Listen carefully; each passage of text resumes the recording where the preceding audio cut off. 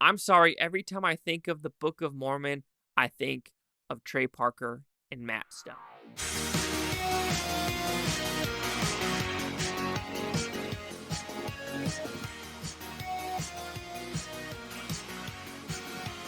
Chase Lehocky here at the Blue Futon reviewing The Oath. What's about? Pretty simple premise. This takes place, I want to say 1803 to 1830, if I'm not mistaken, about someplace in New York where the Mormon religion, if you want to say, was founded. So there's a lot of interesting information in this movie which I did not know. And I think that's the biggest fault of mine is I will go into a movie, not seeing a trailer, literally go to my local theater and be like, I've never heard of cello. I've never heard of the oath. Let's just go in blind.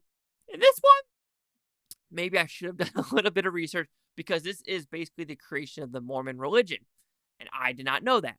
I should have done some, I want to say research, but connected the dots because there's one scene where he's creating gold, plates, writing stuff on the gold plates. And I'm like, that's interesting. And I knew for a fact the story about carrying, I thought the Mormon religion, though, was carrying like stones on the back and going from like New York to Utah. So that's why I was like, maybe that's not Mormon religion. But then when the credits rolled, it said from the Book of Mormon. So I'm like, oh, this is a Mormon religion. But when it comes to the movie about if you know nothing about the Mormon religion, you're not going to get anything from this movie. So this is straight up for the crowd, for Mormons, and that is it. And that could be a huge negative for a person like me that knows diddly shit about the Mormons, except I know Donny Osmond's Mormon. I know Mitt Romney's Mormon. And I know, like, Utah's Mormon. That's all I know. Okay, so we'll talk about the positives. I do think it looks pretty solid. I do think the landscape, there was no sound stages in this movie. And like I said, I am a sucker for if you're not using a sound stage, use the open world. And this uses the open world, so positives there. I think the acting isn't bad. You have Billy Zane. You have the director in this movie who's also the main actor. Nothing wrong whatsoever with that storyline. I find it interesting, maybe about the whole storyline, about bring some Egyptian stuff into it, as well as this white guy who's a king for this Native American tribe. And I find that very fascinating about, trust and what's going on in this time, in the period of like, how did this actually occur? Because like I said, it really doesn't talk about it. It gives a very, very, very short snippet about it. But if you're really looking for a backstory of this old general and this king character, you're really not going to get it. You're just going to know that they were on the same side. Something happened. The king killed the general's dad for being a martyr. And now we're just basically at a battle royale. They don't like each other, period, end of subject. There are interesting aspects of this one girl from this tribe coming back over and always wanting a son, and she kind of gets it. Understand that perfectly sane. But the problem is it focuses too much on this love story. For being a close to a 2-ish hour movie, it focused a lot on that. And I think that was a huge fault. I understand what you're trying to do. You're trying to focus on this family-esque relationship, which there's a pretty gruesome-esque scene where it has to do with the baby hand. That's all I'm going to say. I'm like, oh, it decided to go there. It decided to go there. And I'm like, okay, that's a little ballsy. I'll respect the filmmaking deciding to do that. But it focuses way too much on this love story.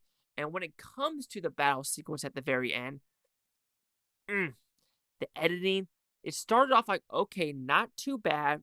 Okay, you could see some things happening here and there. However, then you start to realize when it cuts in between a tree, like if a tree's right here, it'll like zoom, zoom, zoom. And after this tree is being done out of frame, the fight scene's over and it shows him being done with the battle. So I'm like, oh, that's pretty cheap for you to not show the whole battle sequence. You're basically or not zooming, but panning, panning, panning, and battle sequence done with trees in the middle to try to do your editing cuts. Not cool.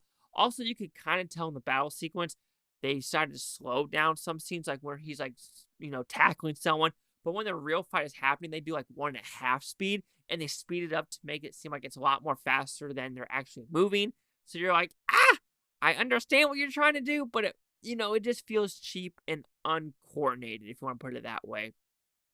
But overall, The Oath, if you are not Mormon, you're not going to understand this movie. You're not really going to be interested. I mean, you could be interested, but you're not going to be interested enough to see, like, where these tablets came from, where this gold came from, who is this guy? Like, you get that he has experiences, but you're not going to understand where these experiences came from. You know that he experienced it, but that is it.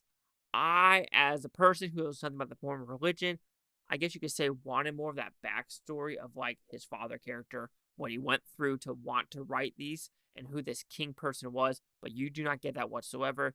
You mostly get a love story, and that's unfortunate for people like me who know nothing about this. Nothing about this. But like I said, the Mormon audience might like it. I don't know. I really don't know. So the Oath will receive a 2 out of 5 of Futons because at 40%. You might be wondering, are you being harsh, Chase, for this film?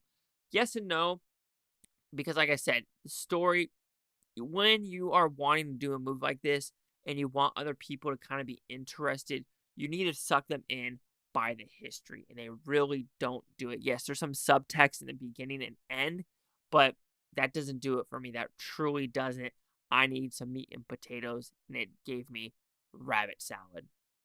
So let's see what critics' news scores gave this one. So you have critics a 29% with 7 of them, fewer than 50 for the audience. No critic consensus. So we have a 2 out of 4, a 3.5 out of 5, a 1 out of 4. D's pretty, but yeah, 1 out of 4. Yeah, like I said, it's 27, 2740. Chase Hawk here with the Blue Futon. Like, comment, subscribe. One more thing is Blue Futontopia. You Blue Futons have a great day, not courageous take tomorrow, a week from now, a month from now, a year from now, every single freaking one of you. And if you are Mormon, let me know what you think down below. If you are Mormon, do you think this is a movie that non-Mormon people can enjoy? Let me know.